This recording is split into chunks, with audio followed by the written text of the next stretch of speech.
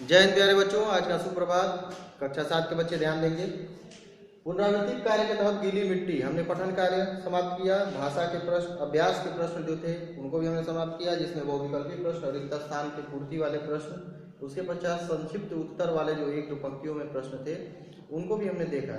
अब इसके पश्चात जो आपके अभ्यास पाठ्य पुस्तक में शब्द ज्ञान ये पहले से ही चर्चा का विषय रहा है कि ये व्याकरण संभाग का है, और व्याकरण संभाग से जो आपकी व्याकरण की अलग से कोई पुस्तक नहीं है। तो आपकी हिंदी की पाठ्य पुस्तक में ही पाठ के उपरांत व्याकरण से जुड़े हुए कुछ महत्वपूर्ण बिंदुओं के बारे में चर्चा की गई है। उन बिंदुओं से आधारित कुछ प्रश्न भी होंगे, पठन कार्य भी होगा।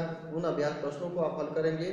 परीक्षा के दृष्टि से ये जो अभ्यास प्रश्न और जो शब्द ज्ञान और भाषा की पहचान का जो पोर्शन है जो पाठ के उपरांत दिया गया है, ये इम्पोर्टेंट है, महत्वपूर्ण है।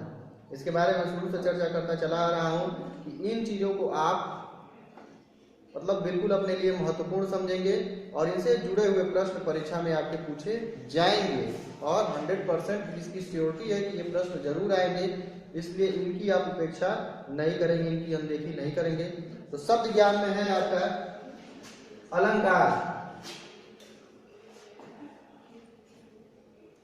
शब्द ज्ञान में हम क्या पढ़ेंगे? अलंकार। अलंकार यानी अलम अलंकार से मिलकर ये बना है। अलम का आपका अर्थ हो जाएगा आभूषण।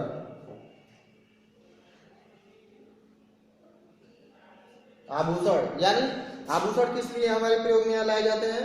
हमारे शरीर की, हमारे तन की शोभा या सुंदरता को बढ़ाने के लिए, हमारी हमको आकर्षक दिखाने के लिए, हमारी आकर्षक शक्ति को बढ़ाने के लिए, हमें सुंदर दिखाने के लिए आभूषण का प्रयोग हम करते हैं। तो जिस प्रकार हम आभूषण का प्रयोग स्वयं को सुंदर दिखाने के लिए, अपने शरीर या तन की शोभा को बढ़ाने के लिए करते हैं, उसी प्रकार अलंकार यानी इनका प्रयोग यहाँ शब्द और अर्थों के माध्यम से वाक्य या काव्य या भाषा के सौंदर्य पर हम कार्य करते हैं और उसका सौंदर्य बढ़ाते हैं, तो वही उसका अलंकार। यानी भाषा में यही सौंदर्य और चमत्कार अलंकार कहलाता है। तो अलंकार के आपके दो भेद हो जाएंगे।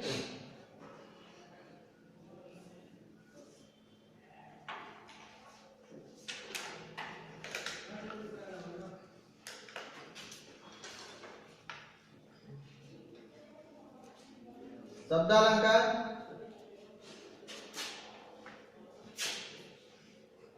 और दूसरा आपका हो जाएगा अर्थालंकार।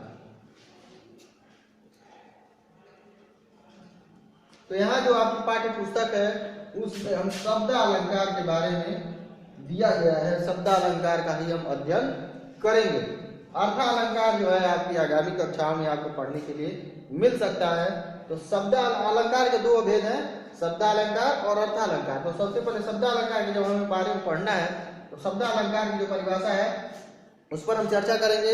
ये सारी चीजें आपको पुराने वीडियोस में जो इस पाठ से संबंधित हैं वो बनाई जा चुकी हैं, उसमें इन सब चीजों का विस्तृत रूप से उल्लेख है और इनका पठन कार्य समाप्त हो चुका है। उन वीडियोस यानी इस टॉपिक के बारे में, शब्दालंकार या अलंकार के बारे में विस्तृत रूप से जानने के लिए आप उन सारी वीडियोस को, पुरानी वीडियोस को देखेंगे। यानी मेरी प्लेलिस्ट में, चैनल की प्लेलिस्ट में आपको इनसे जुड़े हुए वीडियो मिलेंगे, जहां आपकी सारी शंका का समाधान हो जाएगा। आपकी थोड़ी बहुत जो दुविधा है अलंकार के बारे में, एग्जाम के मद्देनजर ये पुनरावृत्ति कार्य, जो पुनरावृत्ति क्लासेस चल रहे हैं, रिवीजन क्लासेस चल रहे हैं, उसमें हम फिर से एक बार इस पर संक्षेप में चर्चा करेंगे। शब्दालंकार यानी जहां शब्दों के माध्यम से, शब्द धन अलंकार से मिलकर बना है शब्दालंकार, जहां शब्द के माध्यम से भाषा में सौंदर्य या चमत्कार उत्पन्न हो, वहां पर शब्दालंकार होता है।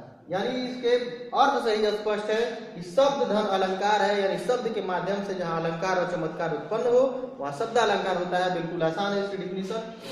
शब्दालंकार के आपके भी अलग अलग भेद आपको देखने को मिलेंगे, जिनके बारे में हम देखेंगे यहाँ पर।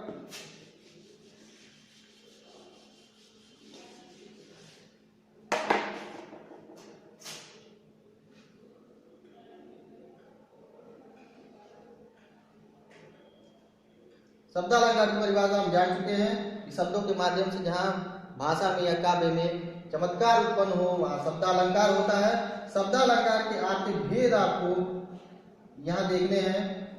पहला उसका जो नाम होगा वो होगा अनुप्रास। अनुप्रास अलंकार। पहला आपका शब्द अलंकार का जो भेद है अनुप्रास अलंकार। अनु यानी अनुसरण यानी बार बार कोई वर्ण, अगर एक ही वर्ण की आवृत्ति जिस अलंकार में वर्णों के माध्यम से, सबसे बड़ी चीज है कि शब्द अलंकार, शब्द की सबसे छोटी जो इकाई होती है, भाषा की सबसे छोटी इकाई क्या होती है? वर्ण होती है। वर्ण यानी हिंदी वर्णमाला के आपके व्यंजन, स्वर, ये सब क्या है? वर्ण है। तो हमारी वर्णमाला से कोई एक वर्ण अगर किसी भी उदाहरण में या वाक्य में हमें एक वर्ण की आवृत्ति या पुनरावृत्ति बार बार देखने को मिले, जैसे मान लीजिए गीता गाना गाती है, गीता गाना गाती है, गीता गाना गाती है, इसमें हम देखेंगे कौन से वर्ण की, हिंदी वर्णमाला के कौन से अक्षर या वर्ण की आवृत्ति यानी बार बार उसका आना हुआ है। इस पूरे वाक्य में हम देखेंगे कौन सा वर्ण बार बार आया है? ग। ये देखिए यहां पे, ये देखिए आप, ग, यानी इसमें ग वर्ण, ये आपका वर्ण, वर्ण का मतलब होता है आपका अक्षर, यानी ग अक्षर की आवृत्ति बार बार हुई है, 1 2 3 बार हुई है। तो यहां पर अनुप्रास अलंकार आपका होगा। इसी प्रकार अन्य जो आपका उदाहरण हो जाएगा, चार चंद्र की चंचल किरणें खेल रही है जलथल में। ठीक है, चार चंद्र की चंचल किरणें खेल रही हैं जलथल में। इसमें भी हम देखेंगे कि हिंदी के कौन से वर्ण यानी अक्षर की आवृत्ति, पुनरावृत्ति यानी दोहराना बार बार हुआ है। तो देखेंगे च च च और च, यानी यहां हम क्या देख रहे हैं कि च वर्ण जो है आपका वो बार बार आया है, 1 2 3 4 4 बार आया है, जिसमें एक से अधिक बार, एक से बार बार अधिक बार आया है, वहां पर यहां भी आपका अनुप्रास अलंकार होगा। ये आप देख सकते हैं, इसमें च वर्ण है, च वर्ण की आवृत्ति बार बार है।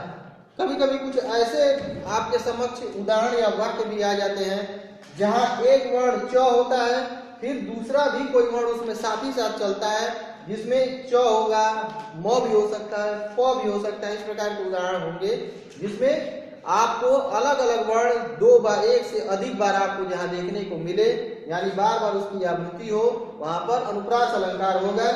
तो एक ही वर्ण की, हिंदी के एक ही वर्ण की आवृत्ति जहां बार बार हो, बार बार उसका दोहराना हो, वह अनुप्रास अलंकार होता है। उदाहरण से हम समझ चुके हैं। इसके पश्चात जो है आपका दूसरा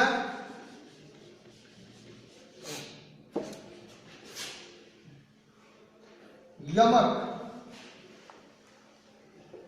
अलंकार। यमक अलंकार, अनुशब्द अलंकार का दूसरा जो भेद है वो है यमक अलंकार। यमक अलंकार का आपकी परिभाषा हो जाएगी कि जहां एक शब्द, जहां एक ही शब्द 2 बार या 2 से अधिक बार भी अगर आता है और उनके अर्थ अलग अलग हो, यानी एक ही शब्द आपको वाक्य में 2 बार पढ़ने को मिलेगा, लेकिन उन दोनों शब्द यानी एक ही वाक्य के अलग अलग अर्थ आपको दोनों जगह देखने को मिलेंगे। जैसे इसके एग्जाम्पल से, उदाहरण से हम समझते हैं, काली घटा का घमंड घटा।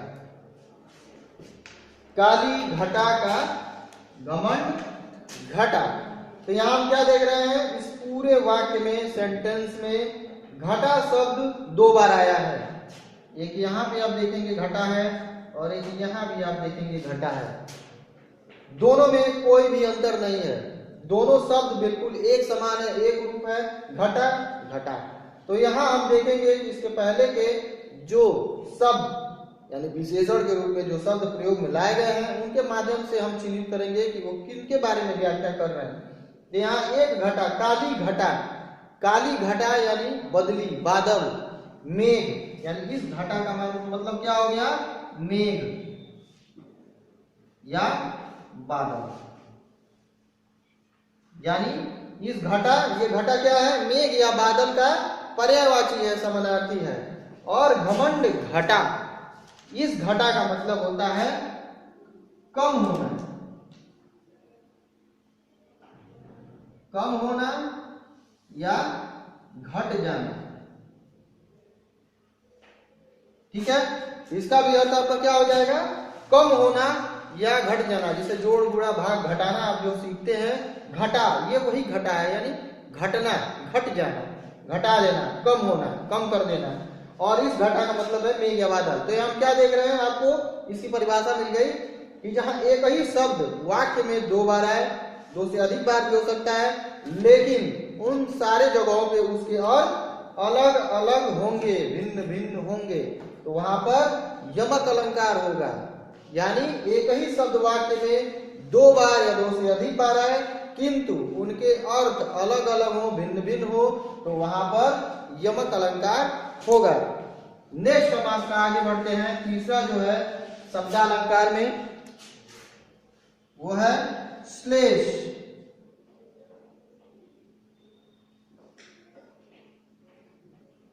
श्लेष अलंकार, श्लेष यानी श्लिष्ट, श्लिष्ट अर्थात चिपका हुआ।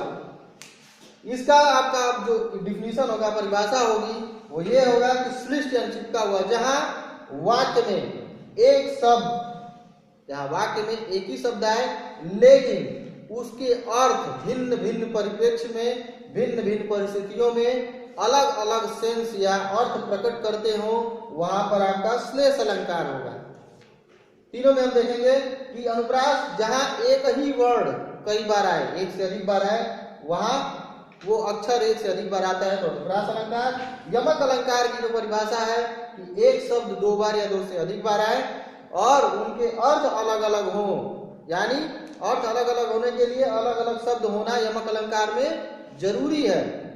ठीक है, और श्लेष अलंकार, इसमें अलग अलग अर्थ तो होंगे लेकिन शब्द केवल एक होगा। इसमें अर्थ अलग अलग तो होंगे, श्लेष अलंकार के अंतर्गत जो उसका आप उदाहरण पढ़ेंगे, अर्थ आपको अलग अलग देखने को मिलेंगे अलग अलग परिप्रेक्ष्य में, शब्द केवल एक होगा, बस उसका जो अर्थ होगा भिन्न भिन्न परिप्रेक्ष्य में उसका अर्थ बदल जाएगा। जैसे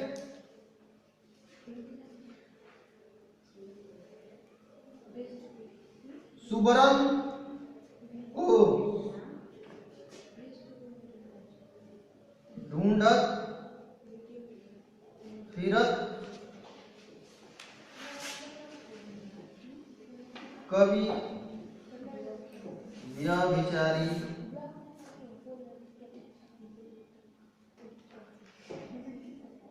चोर। ठीक है, सुबरन को ढूंढत फिरत कवि व्यभिचारी चोर, ये पूर्ण रूप से इसका जो वाक्य है, सेंटेंस है, वो ये है कि चरण धरत चिंता करत चितवत चहुओर, सुबरन को ढूंढत फिरत कवि व्यभिचारी चोर। तो सुबरन, जहां एक वर्ड है सुबरन, इसको हम देखेंगे। सुबरन आपके समक्ष जो अर्थ है, यानी सॉरी शब्द है, सुबरन शब्द, यहाँ पे तीन लोगों के बारे में जिक्र किया गया है। सुबरन को ढूंढत फिरत, यानी सुबरन को ढूंढते फिर रहे हैं, खोजते फिर रहे हैं, कौन कौन, कवि पहला, व्यभिचारी दूसरा, चोर तीसरा।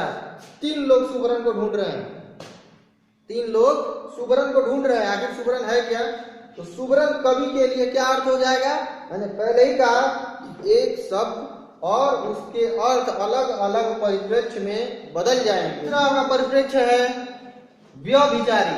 व्यभिचारी यानी जो पाप कर्म में लिप्त रहे, जो चरित्र का हीन हो, ऐसा व्यक्ति जो हमेशा सुंदर रंग रूप की स्त्रियों में आसक्त रहे, उनको ढूंढता रहे। सुबरन उसके लिए, व्यभिचारी के लिए क्या होगा, सुंदर रंग रूप की स्त्री, यानी सुंदर रंग रूप, यानी वो सिर्फ सुंदर रंग रूप ही ढूंढता रहता है व्यभिचारी व्यक्ति। चोर, चोर के लिए सुवर्ण का अर्थ क्या है, यानी सुवर्ण, यानी ये स्वर्ण से इसका तात्पर्य है। ये चोर के लिए इसका अर्थ क्या हो जाएगा, सोना, गोल्ड, जिसे आप जो सोना यानी जो आप आभूषण के रूप में प्रयोग करते हैं वो सोना, चोर के लिए सुवर्ण का अर्थ क्या हो जाएगा, सोना।